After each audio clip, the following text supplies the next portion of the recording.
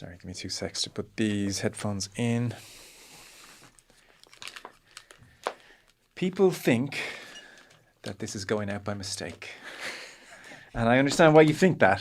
But it's not. What are we doing here? I suppose we're... on day one, we said, let's just go into the studio and chat away. There's the microphone. And Paul hit record. And then said, I'm going to put that out. It's a kind of... It's a nice intro on day one. A little bit behind the scenes. And then I was like, it sounded nice. And he's I'll hit record tomorrow. Yeah. He's next day, it's nice again. We'll hit record again. But, sorry, I'm throwing paper bags around the room. Sorry. Yes, we're. I think a lot of people understand we're just getting settled and getting going, and the music starts, and that is the show. But I think even now, if we had really left in something by accident, I would have said by last Wednesday, both of us would have been cancelled. That's why you kept marking it every day. You're here again, Colin. You're here again, Colin. Yeah. No, Paul so far has protected us. No. So do not be alarmed. This is just us settling in, getting cozy. But don't worry, we will start the podcast, now. Welcome. Finland, Ireland on Thursday evening in Helsinki. Dan McDonnell is boarding a flight today. He'll be over there, but he's in with us first to look ahead to the game, to chat generally about where Heimir Hallgrímsson is. Dion Fanning also in studio, I'm happy to say. The two boys on the way very shortly. Conan, hello. Hello, Joe. Few things going on, just to give you a little catch up on the world at large. Back page of the paper today, quite a few papers today. James Ducker in the Independent. Ten Hag believes he is safe from United sack. Is the word if you're interested. This is all on the back of an executive committee at Old Trafford today. All the brains trust are there. Ratcliffe, Joe Glazer has flown in. Brailsford, Omar Barada, Dan Ashworth, Jason Wilcox. To be fair, it's not specifically to discuss Ten Hag's future. This was a scheduled meeting. They do this obviously once every month or two anyway. But given circumstances, there was a degree of, I wonder what they might be talking about. Ten Hag feels things are okay. I suspect they are. Well, Joel Glazer flew in because he found out it was a meeting about not doing anything. And it was like, I'll definitely be there. I'm your man for that. Inactivity, I'll show up to that meeting, no problem. Leinster-Munster build up in the media. 70,000 at Croke Park, Rory O'Connor told us yesterday on Not the Monday panel, which is some going. So yesterday morning, Leinster, it turns out, they were doing media. They had Professor Paul Rouse of UCD, historian, to speak to the players about the significance of Croke Park. Spoke to the players for 20 odd minutes, I suppose. You could kind of assume, don't the players know about Croke Park? But it's not just Irish players in there, and maybe a sense build-up is what they're going for. Now, it seems Robin McBride was talking, their coach, and he was saying, one of the big messages from Paul Rouse was, don't make more of this than what it is either. Before Northampton last year, James McCarthy, the Dublin footballer, went in to speak to them. So they do kind of make a thing of Croke Park. The other news is that Peter O'Mahony is out. Ollie Yeager out as well, injuries. And then I guess the only other thing, the dust is settling on this Manchester City victory over the Premier League, a 175-page finding. It's kind of noteworthy to see the two sides of this. So the Premier League witnesses, i.e. in the Premier League corner, we had Manchester United, Liverpool, Arsenal, Spurs, Brighton, West Ham. You also had Brentford, Bournemouth, Fulham and Wolves writing letters of support for the rules, whereas very much against them were Chelsea, Newcastle and Everton, who all acted as witnesses for City. I'm sure there's a degree of spin on all sides here. A few things are being said over the last 24 hours. There is certainly a fair degree of criticism for the Premier League, as in you've drafted unlawful rules. That doesn't sound great on your part. Premier League is called for a big meeting next week. But a lot of lawyers who are talking to the media are also making the point, this is not like a resounding victory for City in that quite a lot of the rules have been upheld. We talked yesterday about open season, the Wild West. Yeah. That may not come to pass. I think it's all a touch unclear at the moment. And I'm sure the Premier League can redraft rules that are legal. So it's hard to know to what extent this is going to transform the landscape. But certainly there's spin on both sides at the moment. I'm happy now that we declared yesterday that hell had broken loose, just to alarm all their listeners out there. The statements from both parties here reminded me of like a LinkedIn post, where you can't actually figure out, has this person gotten the demotion or not? Because it's all spin. It sounds great, but reading through the lines, I'm trying to figure out what's happened in their place of work. Are they going up or down? I'm not too sure. Are you on LinkedIn? I am, yeah, but I'm more of a lurker on LinkedIn. What are we all doing with our LinkedIn output? Now, I don't put anything out there, but nobody's talking like a human being. And everyone's pretending that it's all very normal what people are saying. It is very interesting to me all the time. People you might follow on Instagram and you have them on LinkedIn as well, and it's completely different personalities. And look, I'm the same. Yeah. It's all just so transparently fake. I mean, it's the fakest website on the planet, and that's going some. Is there something nice about having a place where you're actually happy to say, did this at work? And I know it's all spin, and I know there's a lot of, it's not massaged. But like, I did put up a video of you joining the Irish Independent, and it's like, can't wait to get stuck into this. Take that down. God's sake. Highest engagement. Yeah, I'm going to put up more Joe Molloy videos. I can't. It's really strange. You say it to any of your millions of friends. What was that? I saw your LinkedIn post. That's not you. And their answer is always, yeah, I know. You just got to play the game. You got to play the game. What are we all doing playing the game for? Yeah, but I suppose it's like a job interview, only for social media. I know. But like that kind of fakery, that's what's wearing us all down. Can I hit you with some emails? Please do. In no particular order, and then we'll get into Dan and Dion very quickly. Keep them coming in there. Much appreciated. Indosportpodcast@independent.ie. Indosportpodcast@independent.ie. Hi, Joe. This one is bullet pointy, to the point. Hi, Joe. Love that. Lower the microphone, full stop. We can't see you, full stop. Best of luck with the new initiative, full stop. Vince Carney. Vince, I will try. Sorry. Just trying. I'm striving for audio quality over visuals. More visuals in a moment.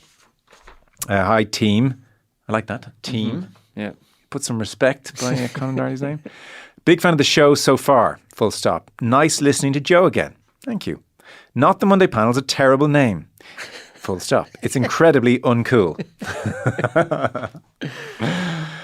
Killian follows up by saying, Overreaction Monday is better, full stop. Maybe it's not perfect, but without question, it's better than what you went with, full stop. It's not too late to change. I'm worried I've opened a can of worms when I was praising Danny yesterday for his directness and his full stop usage. I think you've started something. Yeah. Killian, we genuinely can't stomach the thought of having to find a name for that panel ever again, so you're stuck with it. It is too late to change, I'm afraid. Keith G said, the best GA sledging is a full forward coming on and telling the full back, the bit of weight suits you, which is, it's old school, but good school.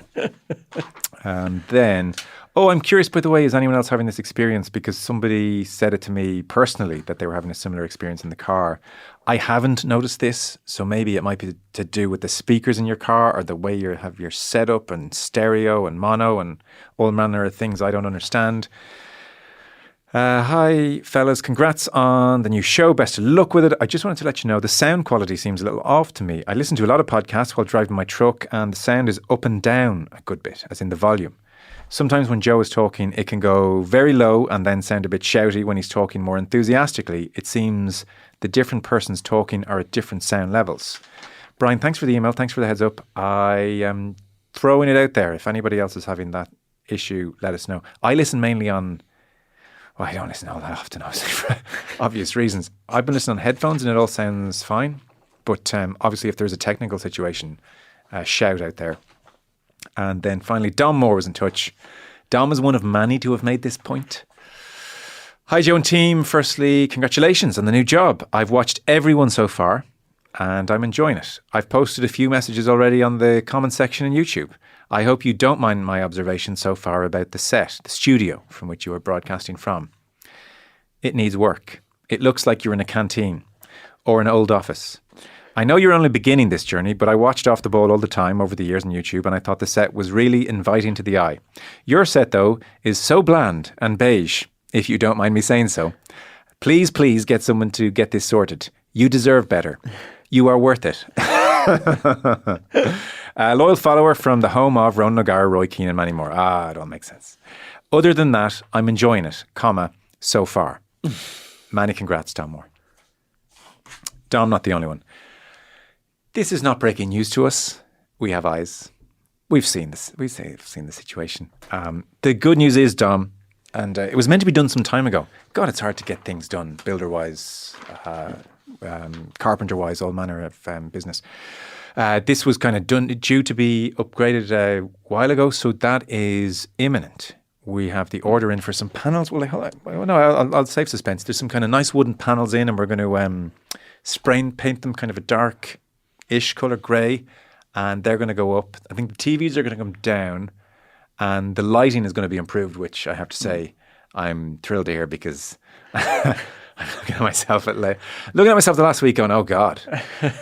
So I think 4 weeks, maybe 5. Yeah. We're going to be looking resplendent. No, yeah, you're going to look like you're in Studio 2 in Ballymount again. Listen. This reminds me, and I appreciate all the many YouTube comments that everyone has pointed out. But you know what? They're right, though. 100%, and like, it actually is great, and it's great that people are supporting you almost. It's like, here's how you can do better. Like, it's almost like they're cheering you on from the stands, which is great. We have a video studio and an audio studio. So Dan and Dion is actually done in the video studio today, but we're in the audio studio. Conscious we had an email in saying the sound is an issue too today, so uh-oh. You got me there. Yeah, that is us.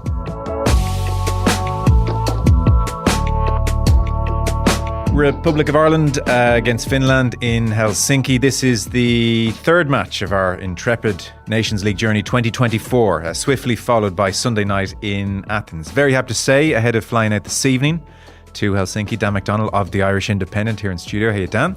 How's it going? And Dion Fanning of the Free State Podcast, also a football journalist, of course. Once upon a time of this building, many years ago, Sunday Independent. That's right. Hey, Joe. Nobody truly escapes Talbot Street. Well, that's right. Well, I only ever visited. So the experience I had today when I came in, being presented with a temporary swipe card was always my experience, because I'd come back from London trying to navigate the building. Dan found me kind of circling, just wondering when the corridors, looking for where to swipe. This is so it was all very familiar. Like, I'm trapped. Someone let me in. Yes. So it's good to be back in that experience. Well, good to have you in. Finland. I mean, the short version. We're talking largely about Ireland, but just to jog memories, recent history with Finland. It's sort of, when I read it, I was like, oh yeah. 2 meetings right in the teeth of COVID 4 years ago. Stephen Kenny, it was his first home game, you might remember. So they lost 1-0 home and away to Finland under Kenny. And if you're curious about Finland in the meantime, they have the same boss in Markku Kanerva. He's been there since 2016. And before that, I suppose some parallels with Ireland. He was the under-21 boss, but he was the under-21 boss for 11 years. And Euros, they got to the playoffs. Unlike ourselves, they got to the playoffs and lost to Wales. There was pressure on the FA over there to sack Kanerva. He's changed his entire backroom team. And if this sounds familiar from a couple of years ago, they're embarking on a more progressive style of play. So that's the Finnish situation. Currently ranked 64th in the FIFA World Rankings. Ireland are 62. And we both lost to England and Greece last month. So that's a brief scene set. Dan, Heimir Hallgrímsson. Are you impressed by him? What strikes you about him over the last month? Impressed by him. I mean, I don't know. That's a difficult one to answer. I probably haven't spent a huge amount of time around him, I suppose, at this stage. It was obviously, he was announced sort of during the Euros. I sort of wasn't as unveiling. I did a few things after I wasn't really around. So probably had a sort of a shallow enough level of interaction really at this stage. He is definitely someone who I think is quite confident in his own in himself. He's not sort of there's nothing sort of showbiz about him. He's sort of quite, his demeanor is sort of very much, he'll sort of say what's on his mind, I think, which obviously at times maybe hasn't always helped him. I think last month, sort of I was asking some people around the FAI when he made the comments about, say, I don't know enough about the players at this stage, which I think is really strange. And I think, I'm sure we'll discuss that.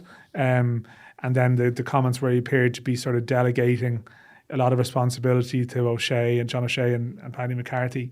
And then obviously there was a little bit then, he was a little bit more active on the sideline against Greece, which I did think, okay, that's a little bit unusual. That seems a little bit reactive to it. So maybe not as confident as you might think. You maybe feel the need to respond to it.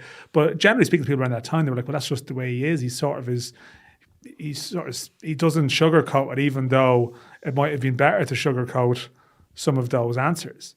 But yeah, like you hear the stories about him when he was Iceland manager. And it probably gives more of a window to his personality, because that's what he's like probably in his own. Like, he lived there for pretty much all of his life. It's only really his success in Iceland that has given him the chance to travel with football to Jamaica and now here. Prior to that, as we know, he was like an Iceland football man.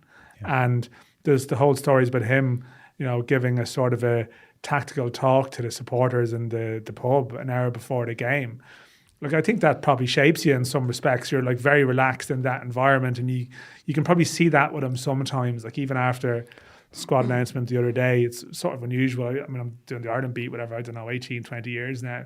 And like at times, like you'd chat away to the managers. There was always this perception, like, I think, Stephen Kenny was media darling, but there was never any small talk with Stephen Kenny really around Ireland squads at all. He'd sort of keep his distance, and that's always sort of been his way, really, unless maybe away from a squad you might meet him, and that could be different, but not when he was in camp, in that mode.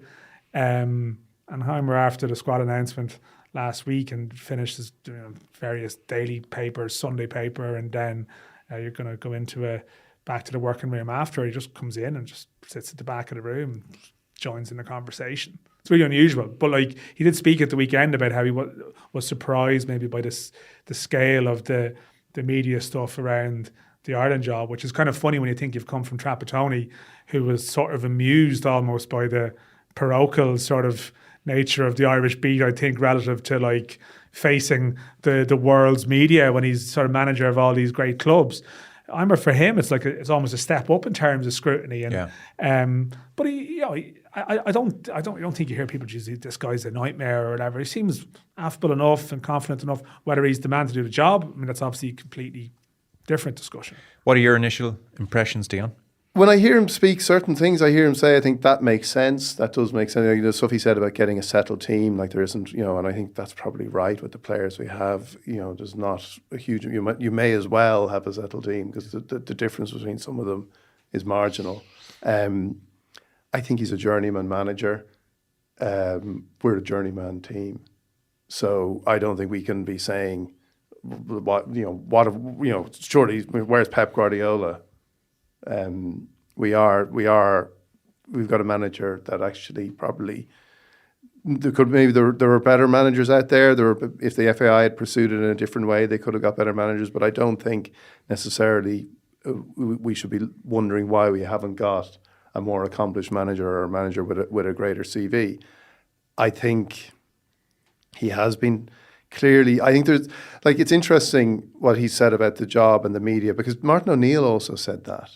He was supposed to have privately talked to, I think it was David Moyes or somebody. He was meant to have confessed, like, the Irish media, they're unbelievable. Like, they're just, and now that's O'Neill, and O'Neill, we all had our experiences with O'Neill, who, again, like, I've interviewed O'Neill. The only times I interviewed O'Neill properly was before and after he was the Ireland manager job, and had a totally different experience with him than when he was Ireland manager.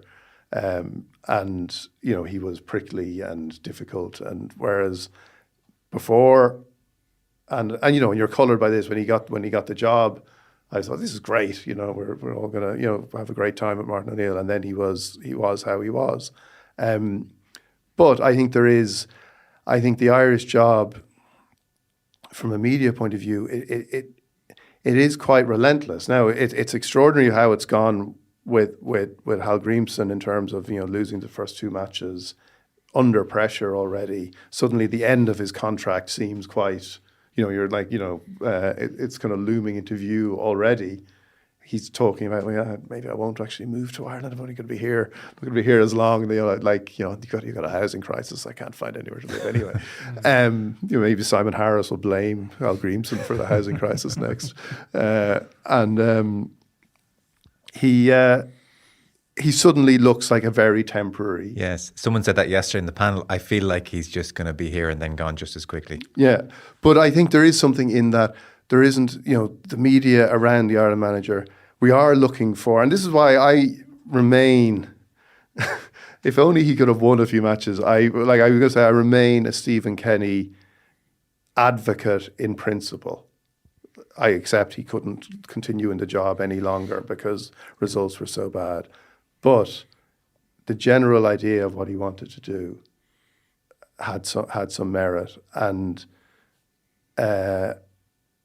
I think Hallgrímsson really, on the other hand, he's been stunned by just that appetite from the media for somebody to fix this, fix this problem, because Irish football, and it is really, it still takes up a disproportionate amount of, and the discussion about the manager within that framework and what he's doing takes up a disproportionate amount of time in football coverage, because let's face it, there's an awful lot of, when the players couldn't get, and I don't cover the Ireland team like I used to, so maybe I'm wrong, but when players get put forward, I imagine, one of the things that made me relieved that I never had to, I didn't have to cover it regularly was... This is Dan's life you're talking about. No, but Dan makes it interesting. Dan actually makes it interesting. But I think, when you sit down, you go, okay, I don't want to pick on one player, but who's going to write up the Kieran Clark quotes? And I'd be like, does anyone have to write up the Kieran Clark? Please don't write up the Kieran. Don't send me. I've sat through 15 minutes of Kieran Clark. I don't need to see the quotes ever again.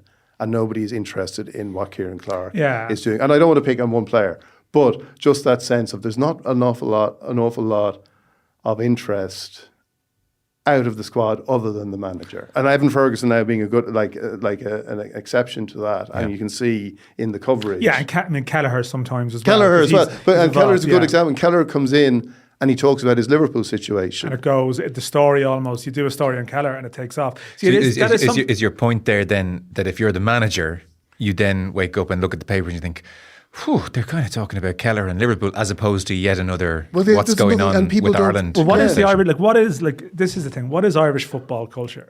What is it? And around the international team, it is generally, it's the culture of the manager. It's laid down. There was a great clip last week there's a Killian Archive who does the old sort of Archie footage. I know the guy.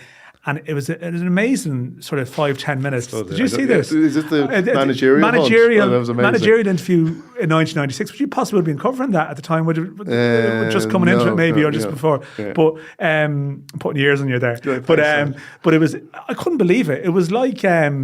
it's like, when there's a change of government and you see all the ministers walking in and out of Leinster House, you're like, oh, he's got health, what's he got today? Oh, he's junior minister or whatever.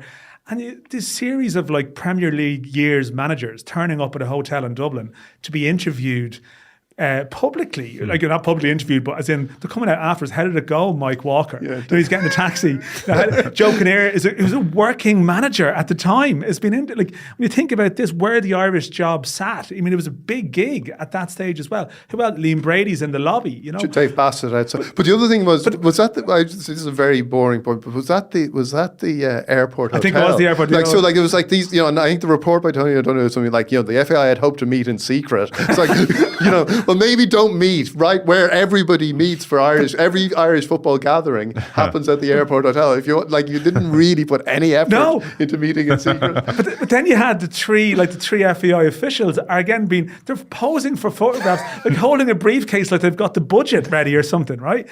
And it's such an. I feel like we should cut Mark Cannon some slack here. It's such an illuminating clip to me, I mean, and again, it's funny, but it's also sort of depressing as well, because what do you demand? Even the administrators, it's this is the mid-90s, right? If you look at the Irish team at the moment, the absolute one thing Stephen Kenny was right about was the dearth of players produced in the 1996, 97. Look at that age, and that's a big thing with the profile of the Ireland squad at the moment. You've got the class of 1992, our class of 1992, not as high profile, but you have Robbie Brady, Hendrick, Matt Doherty, Shane Duffy, John Egan. Mm-hmm. And then you have probably the 2002 onwards, which is Nathan Collins is that year, Troy Parrott, Gavin Bazunu. And there's very little in the middle. If there are, Queven Kelleher's one, but in terms of say home-produced players. So this is like the wasteland era, of that time. And yet, I guess like the culture of what we demanded from our administrators in Ireland was to land the manager. Your job was to land the manager, and even through the John Delaney era, his cushion, his thing to fall back on was maybe a glamour appointment or a little bit of information about the appointment, or you could qualify for a couple of tournaments by throwing money at an appointment. And football in this country is in a great state. You have this sort of the mid-market current affairs thing. Irish football is a great state because you're qualifying, and there's like nothing happening. But in a way, that is our culture. That's what we demand, really, of the FAI. And over the last year, again, what are we talking about? What about the process that they've delivered a manager by? Now, it wasn't a good process, right? But again, we're now hoping that this manager can like spirit us to a different level, because that's all we know. Well, a few thoughts. I mean, it's no surprise when you look at our footballing history of, the committee picking teams into, having managers, and Giles pushed that, and then you're into own hand. But then suddenly a saviour arrives and transforms our footballing experience in Jack. And so we've chased that ever since. And it's natural. And to be fair, I think every country, the manager and the cult of the manager is a big thing. I'd sort of defend the way we talk about football in this country over the last 10, 15 years. Like, I distinctly remember talking to Dion in 2012 when we were much younger looking, and we had a chat, and you at that stage were like, I'm so sick of the manager talk. Football is in crisis in this country. I think for the last at least 10, if not 15 years, I think the way we've talked about football has been a touch more mature and rounded, and we talk about the FAI a lot, we talk about the problems a lot, but like, it's only natural. Of course we're going to be interested in the manager. If Heimir Hallgrímsson is not a good manager, then we're in for another bad 18 months. But the other thing is, and it's funny you go back to 2012, because I was going to mention, and being in Talbot Street, it comes back to me, because you won't find this piece online. What else comes back to you? I'll get into that later. But I wrote, after the Euros in 2012, I wrote a piece about what Irish football needed to do. We lost every game. Yeah. I talked about other countries who'd done various things. I talked to a coach, Marco Sullivan, in Sweden, and a guy from Cork. I talked to somebody else who had provided some money for the FAI to the Emerging Talent Programme. He delivered the line that the FAI will say anything to get your money, but it won't go where it's supposed to go. That line appeared in the copy. We got a long letter from the FAI pointing out that, the greatness of the Emerging Talent Programme. How Ireland had won various games against underage teams, all this kind of stuff, and then making a defamation claim about that line. Okay. Piece was taken down. Now, I'm not saying if that piece was online. I'm not making the point that if that piece was online, we could have saved Irish football. But the sentiment rings very true. The point is that this is how and we know how football was managed under John Delaney. Yeah. But this is how debates were dealt with. We're going to object to everything you say, and also we're going to put in a defamation claim. Yeah. And for various reasons, which I won't go into here, it was like, okay, let's just take that down. The debate was possibly stifled a touch. Well, no, but it was just, but the point is that you bring up 2012. Yeah. We're still here. We can have a conversation now about money and where it should go, and I'm hugely sympathetic in principle to what the FAI are trying to do. I heard you talking about it last week with John Green, and talking about how they've blotted their copybook with the government, and I understand that to a degree. But I look at this government, and I go, this government, these people, you've blotted your copybook. You don't. They're not here to mark your copybook. They're pathetic. And like now, it says something about the FAI that maybe they're slightly more pathetic. They're more pathetic. And I would also, and this is the thing, when I say in principle, if they were given the money they're looking for, I'd be saying, who are you giving this money to? Because there's nobody from the FAI. I would put the League of Ireland clubs, all these things. You've got to be really careful how this money is spent, because nobody has a good track record. Irish football at every level, I'm sorry to say, has a pretty much unbroken track record in failure. Can I bring it back to more pressing matters for a moment? That's all really interesting and thoroughly important. On Hallgrímsson, Dan, Just square the circle for me. Dion referenced that last month, the overriding message from Hallgrímsson was looking at the number of games we have, looking at the importance of the games next year. My mission here, and based on my experience in Iceland, is to find my first 11 and then to play them over and over again until we develop relationships on the pitch. That's how I see this working. And now with this squad announcement, there feels like a degree more experimentation and wanting to have a look at people. And Matt Doherty, still hugely important for us, but so out you go. And you might come back in for the bigger games next year, but then the glaring kind of contradiction there. Maybe that was just to save Matt Doherty's blushes. However, if you were to be alarmist, you'd say it's slightly muddled thinking. Or if you were to be very fair about it, you would say, let's cut this guy some slack. He's had 2 games. It's hard to find your first 11 straight away, so let's allow him to do that. Where are you on that one? Yeah, like somewhere between the two, and this is it. And I am very conscious, and I'm actually very conscious of this with Hallgrímsson generally. Probably haven't been like very, very supportive, and I still think the Stephen Kenny project was the right thing to do. But then, people can be very patient with that and then like just flip to attack doc mode after like 2 games, which would be the worst. Like that's the most reactionary thing. I'll just go the other way, or you certainly you're glass half empty with everything some person does versus glass half full with someone else. Sorry to interrupt. It's a brief interruption. I think what's happened is that in the last 2 years, and someone must look at the stats. This is possibly the worst 2 years in the history of Irish football, the national side. So in the last 2 years, the only team that Ireland has beaten is Gibraltar. So I think where Hallgrímsson is suffering is that you listen to somebody like Keith Tracy, for instance, a brilliant pundit, and he's at a point where he's like, I've had enough. I don't care anymore. Don't talk to me about tactics. Let's just win some games. And I think a lot of people are at that point. They were, and that was the language, like probably that was used by the interim team, in their campaign, really, as it was earlier this year to sort of to try and get the job, which is fair enough. I understand it's a great honour to like manage your country, and there was a campaign element. Let's bring Brian Kerr back, and let's talk about winning games, and then it's not that easy, and relatively quickly now. This stuff about, you want to get away from the process, but then you're talking about, well, we now need to experiment because it's the World Cup games next year that are very important. It's like, no, like this is what people have been saying throughout the year. Like this is the reason why those windows were wasted, because these Nations League games are important. They are important for your seeding for 2026. They're important for your seeding for 2028. You said there at the start, Finland got to a playoff the last time we didn't. The reason Finland got to a playoff the last time was because of their historical results. Yeah. And what happens if you qualify for a tournament, you're high enough up the Nations League ranking, it keeps you around. So Ireland got a playoff the last time, the Stephen Kenny won Slovakia, not because of one of these great sort of confusions that Mick McCarthy got into a playoff. He didn't. It was Martin O'Neill's results. So I sense frustration on your part because Finland represents our best chance at 6 points in this group, and we're messing around. If Ireland finish 4th in this group, their chances of being involved in Euro 2028 are going to be affected negatively. The next World Cup would be nice to get to. I appreciate, and again, if you have a manager who's in, and to me, like Heimir Hallgrímsson, the thing about him is, like Stephen Kenny, there was almost a vocational aspect to the job.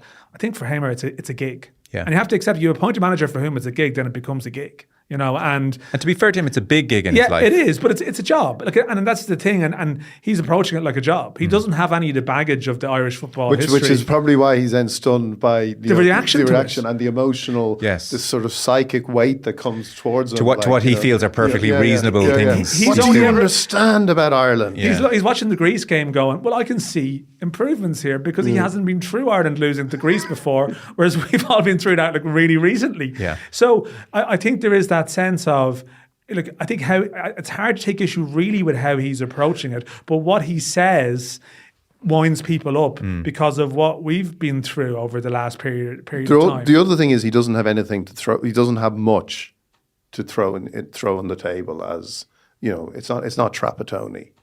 No. It's not. There's no huge credit. There's no huge CV to go. Like, you can go Iceland. And before the England game's been asked about Iceland beating England, and he actually gave a very honest answer, which was like, this England team is. But he is starting to say then. Sorry, he's starting to fall back on some of these things that the quote unquote like outsiders. I know, be careful about those terms. Martin O'Neill wasn't very much not an outsider. I know that would have offended him, but someone who probably again not necessarily been immersed in the football culture here.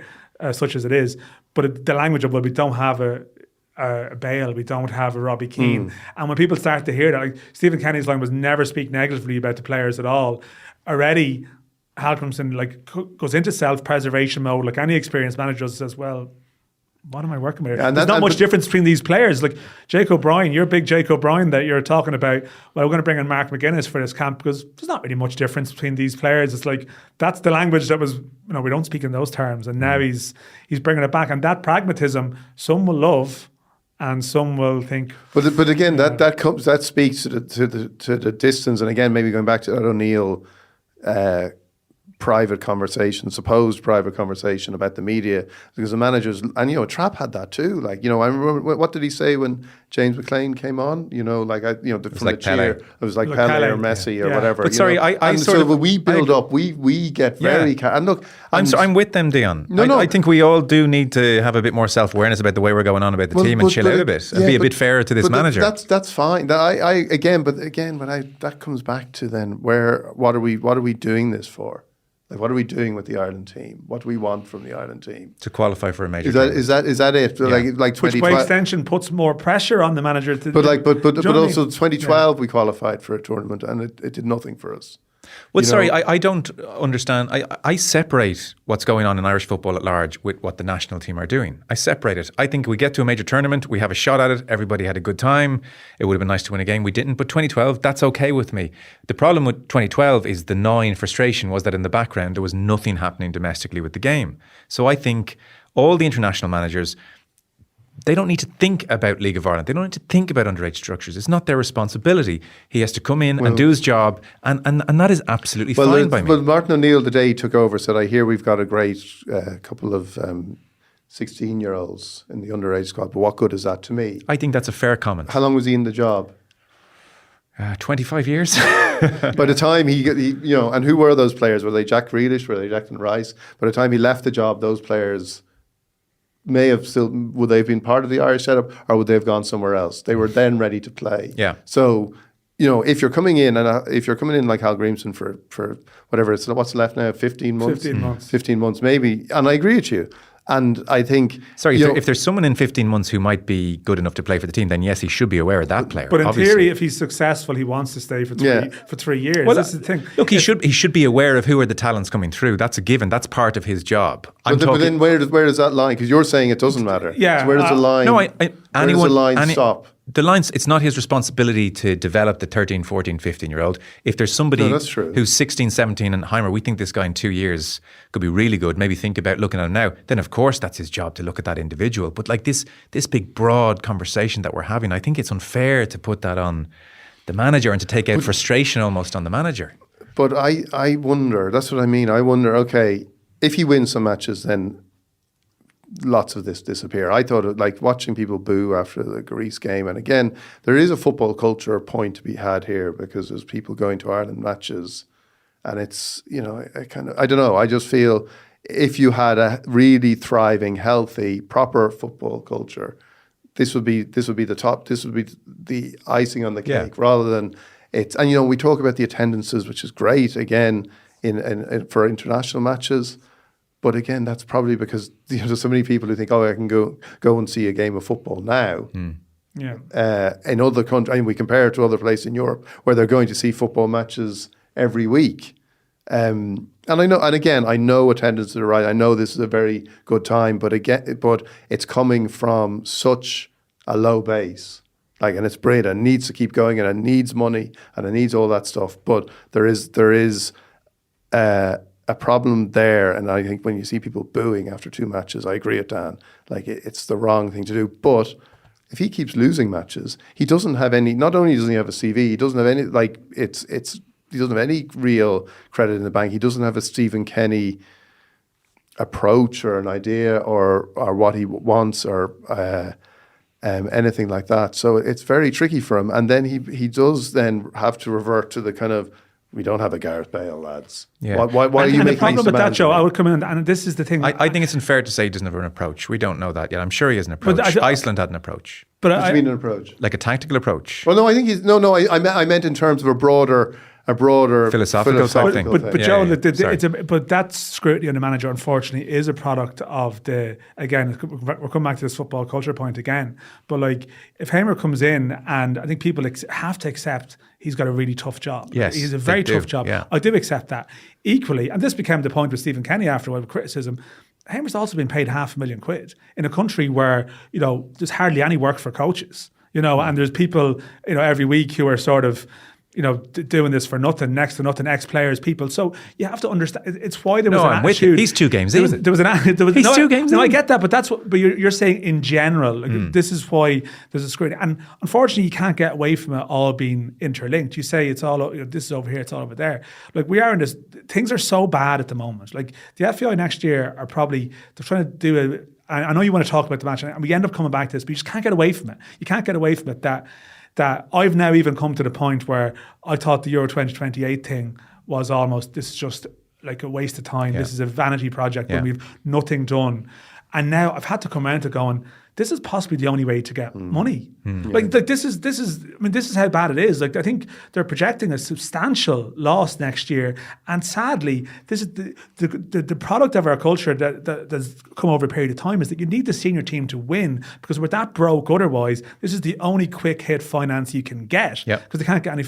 So now you have this situation where it's like, getting to a tournament is the only way to maybe address that situation. It actually is all connected. And yet, I don't want to broaden it out even further, but yet, when they had somebody as a candidate for CEO who was known for her ability to negotiate with government, and I talked to people, I wrote a piece for the Irish Independent about Sarah Keane a few weeks ago for the review section, and you talk to people about that, and one of them, the football community might react badly to There's a fear, the football community. Right. Like, can you curse on this podcast? I think we should start, Fuck the Irish football community. You know what I mean? Again, they but what even like, is? But no. What is the Irish football community? I want to qualify my fuck the Irish football community by saying, again, I understand how many people work really hard, but you see the resistance to Mark Canham's calendar year stuff. You see people putting out statements like they're making a statement on, we will never, I'll not be now, not ever. Not now, not ever will we switch. As if it was like, this was like some deep, like, you're talking about the sort of, the 32 county republic or something, rather than a calendar. And, that sort of resistance to change. And you see it, and you see it with like the DDSL and the girls' football, the underage football, all this stuff that, ends up consuming people. Irish football, because, and again, it comes back, Irish football has existed on nothing, and it lived on fumes. Dion's contention, is correct. That definitely, there is, it's like a couple of years ago, actually not that long ago, there was this sense, there's always been this attitude to maybe the independent directors coming in and so on, that, we need to take our game back. Was one, take it back where? Where have you taken it before? And that is probably, I know what you're saying, the problem with me is that, and this is the funding thing and everything, that the Irish football community, I know it's just a phrase, but the Irish football, it's never actually had the chance to breathe, because there's that representative, there's that layer in front of them of the same old characters who are convinced that things should be done this way, and it's the same people and the same face. Well, and actually, the football community on the ground has never had the chance to shine. And what I mean is this idea that you must actually organise because of what you anticipate as the objections and the difficulties that you're going to find, and yet you're going to find them, and we and like Dan's that thing you do here about taking the game back, that is an extraordinary statement to make, when you should be looking at going, right, we haven't really, and and I know there's so many people, and again there's so many people in clubs around the country say, if we had this, if we had that, and it's correct, like if we had some facilities, even just on a very basic level of kids playing football, kids being able to play during the winter. But you also say, right, we need to say, okay, you need to sort of a bit of self-criticism and self-awareness to say, we haven't really done anything. We haven't got much, but whatever we've got, we must look for help. And we must look, maybe we need outside help, and we need new ideas, because what we've done with what we've had hasn't really got us anywhere. For the remainder of the podcast, we are talking about the 10th of October 2024. Is that we're going to finish when Ireland will play Finland. On the Greek performance, the England performance, I think we'd agree, like there's no point talking about it. It was just so awful. The Greek performance obviously was a 2-0 defeat. I reminded myself of it this morning. The first half was not bad. It was not bad. There was a real attacking threat down the right-hand side. Molumby was hitting these 30, 40-yard rakers. He had one of his best games for Ireland, I thought. One of those 30-yard rakers was to Ogbene, who chested and volleyed, and it was the greatest goal he's never scored, the offside. Will Smallbone had a licence to get forward and did, and he was running in behind Ogbene and getting to the byline and pulling balls back. No attacking threat down the left, granted. Defence was perfectly reasonable. It was a good first half. I think that's kind of been lost and forgotten a touch. It was a good first half, especially on the back of the England performance. Second half, we did our tried and tested conceding from range. Darragh O'Shea, Nathan Collins stepping back, the Greek number 8 thinking, I have to shoot here, no option. They're still stepping off me. Okay, I better shoot, goal. And then I would say just confidence, the toll of the last 24 months came into it, and just Ireland like wilted, and Greece got on top and it looked horrible, and then Matt Doherty played himself out of the squad with his mistake at the end. But it wasn't horrific, I would put to you, Dan.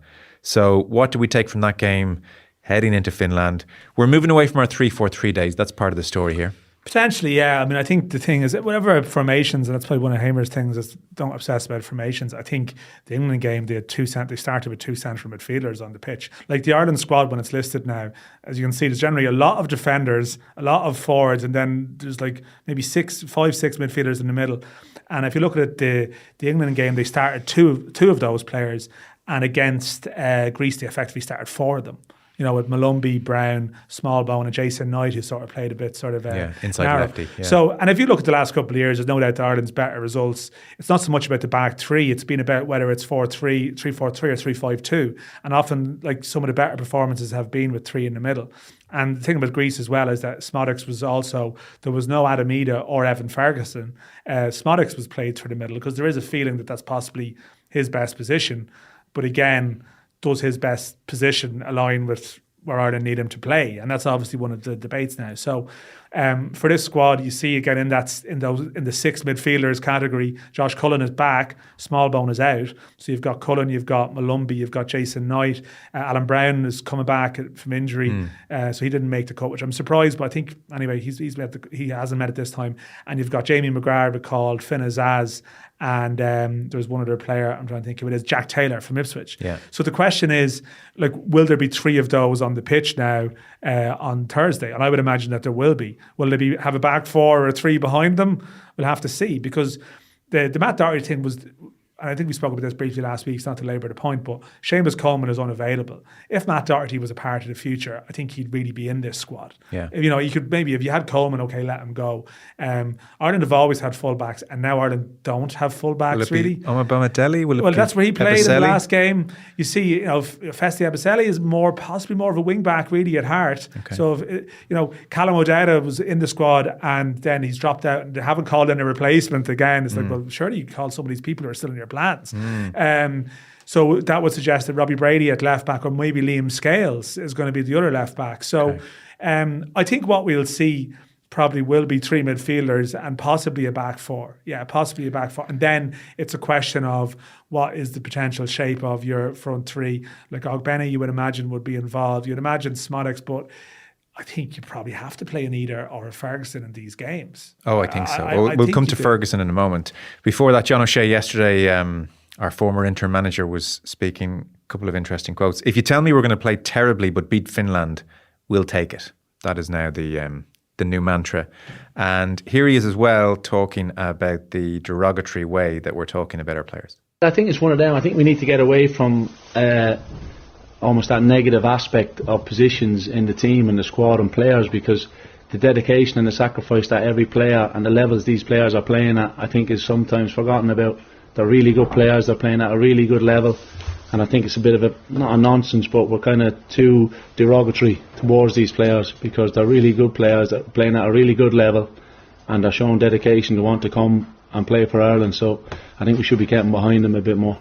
Thought that was interesting, Dion, because I would say in advance of Kenny there was a raging debate About the standard of the players. Is it the players? Is it the manager and the system not getting the best out of these very good players? They're just waiting to be unleashed. If we could play more progressively and prepare properly, the way Martin O'Neill isn't, was kind of the tone of the conversation. I now think post Kenny, one of the unfortunate consequences of the Kenny era is that your average person is now of the opinion we just don't have the players, and I think that's what O'Shea is really picking up on there.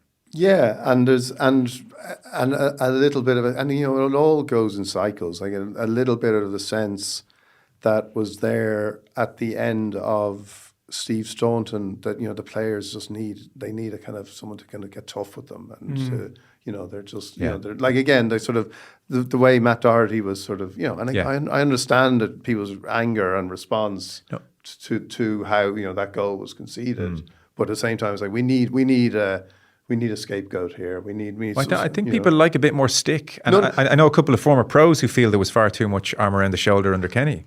Well, maybe, but again, I think there's a cycle in it, and John O'Shea is now responding to that cycle because again, when Trapattoni got the job, I remember like one of the things that everyone was so excited about was they looked at the clip from Bayern, when he was like hammering the players and like they're all big time. Oh, don't get me wrong. In 3 years, and everyone was like, in 3 years, we'll be saying this new manager who's more holistic and wants to play progressive football is just what we need. We there is that boom and bust cycle. I get it.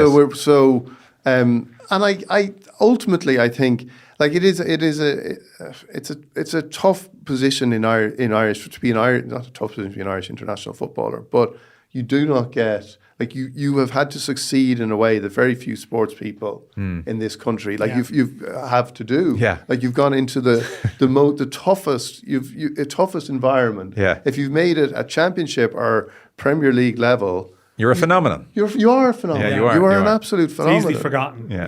And like any of these players, if you anyone who saw these players when they were coming up through schoolboy football in Ireland would be thinking these guys are the best players. And yet it looks like we can't keep the ball for 10 But minutes. and what's interesting about that, I think, has been pointed out elsewhere. Like John O'Shea, and I remember I spoke to him myself. It was after the Portugal game in June in Aveiro, and it was sort of the small huddle after.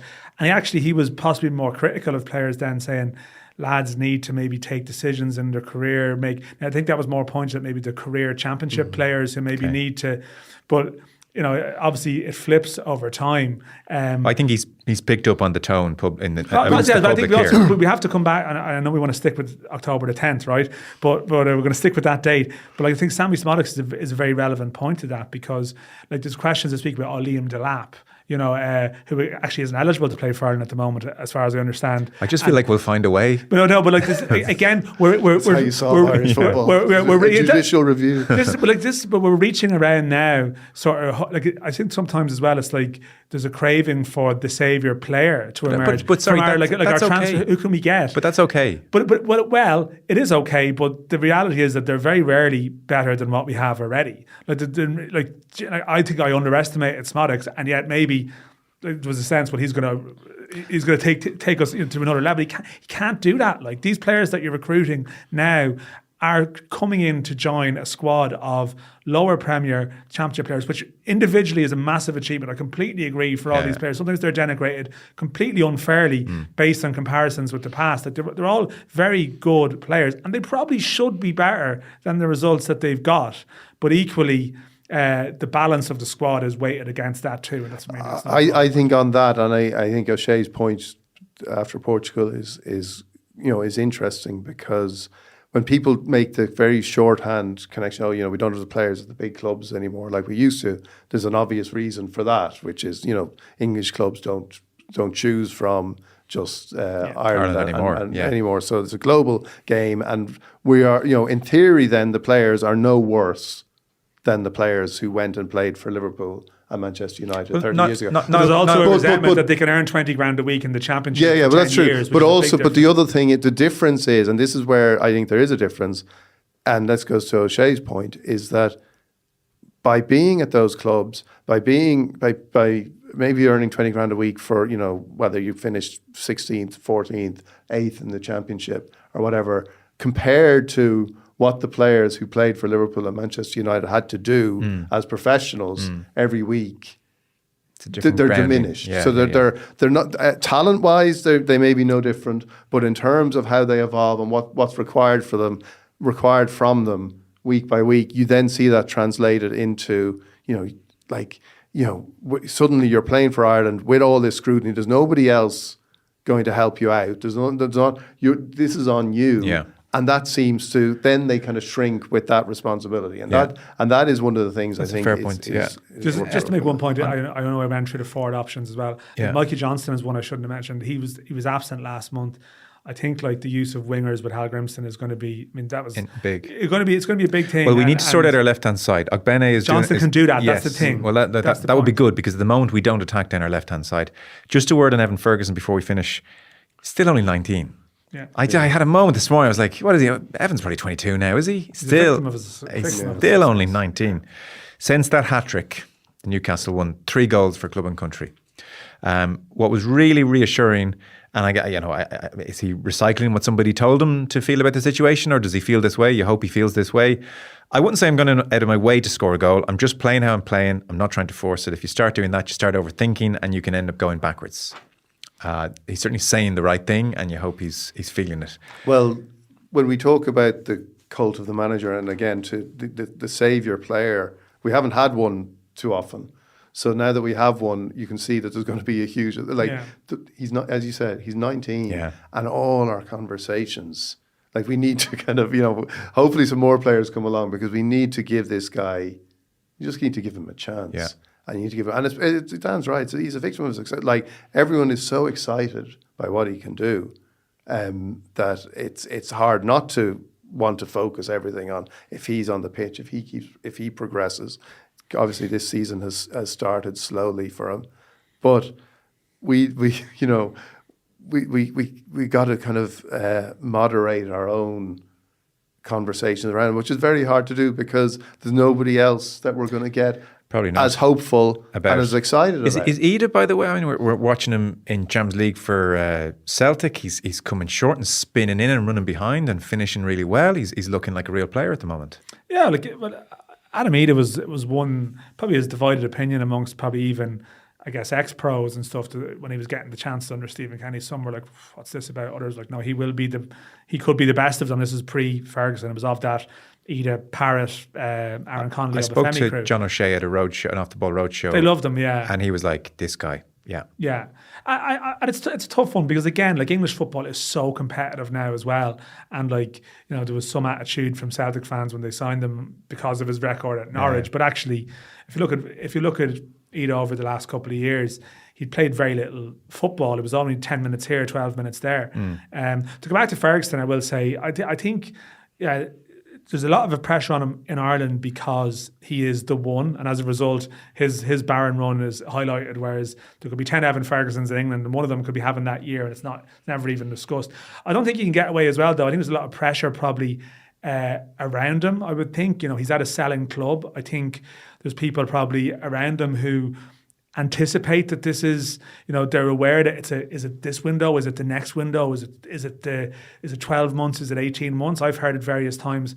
Won't be any more than a year before he moves, Okay. And he's had a couple of niggly injuries at times in the last year, which makes people nervous as well because you have to protect your asset as well. And I think there's a lot of factors at play there that I would have massive sympathy for him. But I mean, there was some big clubs still knocking on the door during the window, and I think even at times during this barren spell, you see these moments in games where it's like I don't think there's like a blooper reel of Evan Ferguson misses. I don't think he's necessarily got into situations, and Brighton played a different style of play under De Zerbi to what they're playing at the moment.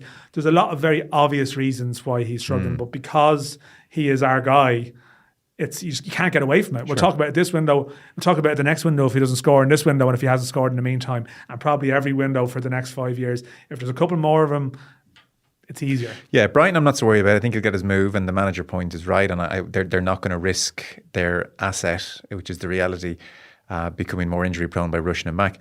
I guess what you're hoping for in the short term with Ireland is that we manage to create an environment and build a team in such a way that lets him feel really comfortable, really good, and scores. Because he's going to have ups and downs in his club career. And he's not the run the chance. And the point about Ida as well, and this is the big thing about Ferguson, people say, it's just a basic. Well, Ireland needs to be horrible to play against and get back to basics, but we actually don't really have the players to do that, which is a slight issue, in certain departments. And maybe Adamida is more of an old school, run the channels, number 9, get it down to him. Yeah. Although his hold-up play sometimes can be, that's what maybe annoys people.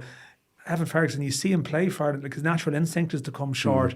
And so, again, you need to find a way. And it's that's like the problem. The concern certainly with Evan Ferguson would be he's a very good player, but how do you actually find the best way to include him? And is that with 2 strikers? And if that's with 2 strikers, then do you have to lose one of those midfielders that you need? And I think that's the bigger, that's the football issue there. The other thing I do hope is that because of, you talk about him as an asset, but he's also, like, from an Irish point of view, being a saviour, that there isn't too much. Because you look at him, and I was just so struck when he came on in the last games, how big he is. Like physically, what a big, great physique. But he's only 19. Yeah. So you've got to be, you have to be careful with him as he's still developing. Yeah. And yet we're like, we need Evan Ferguson. Yeah. And Hallgrímsson needs Evan Ferguson. And yet, for the long-term future of the player and for Irish football, you need to kind of say, well, can he? We have to. It's a delicate stage. And look at the little football he's had this year, and yet it's like, get him out there. Yeah, play him 90, and you've just, because you look at that physique and you think, right, that as he develops, he's going to be so strong. But you also have to watch out and worry, because that's the kind of development when you start picking up injuries and you are in danger. And if you push him too hard, it's going to be bad for everybody. We are out of time. Are Ireland going to win on Thursday? I wouldn't be feeling optimistic about Sunday. I think Thursday. Sorry, did I say Sunday? I meant I'm not even thinking about Sunday. Well, I mean Thursday. Well, you see, you need to take a broader No, just look Thursday. at the window. No, Joe. just Thursday. Thursday's our best chance. It is, yeah. So what do you think? I feel it will be a draw. Okay. Yeah. A perfectly acceptable draw, Dion? Yeah, it'll be a draw. Okay.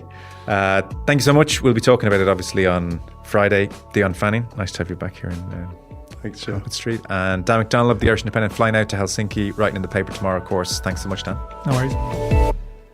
Dan McDonnell and Dion Fanning there in studio. Conan, I was chatting about it afterwards, and Dan was behind me, and I didn't realise, and I was sort of making the point to Mary, who's our head of audio, our supervisor. Mm-hmm. Sorry, that makes her sound ominous. She's not. And she was asking how the chat was. I was saying, really good. I mean, it's the kind of chat that's been had a lot, but the two boys were just so passionate about it that it kind of made it work. And Dan was like, my ears are burning. What are you saying? I was like, it's all right. It's only good things.